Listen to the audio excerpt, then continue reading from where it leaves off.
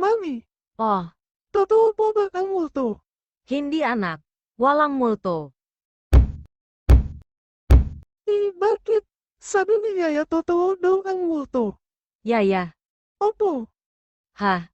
Wala naman tayong yaya Diyan ka lang. Kakausapin ko ang tatay mo. Darling, Bakit? natatakot na talaga ako sa bahay na ito. Bakit? Anong problema mahal ko? Sabi kasi ng anak natin, may yaya daw tayo. Yay! Wala naman tayong anak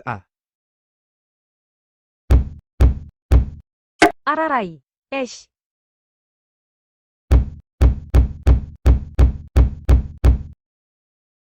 Mami Mami,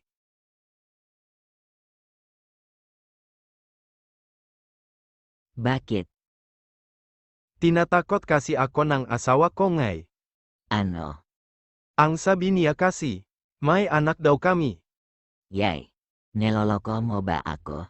Wala ka naman talagang anak. Dahil, simulat sapol, never ka pang nag-asawa. Isa kang baak. Yay!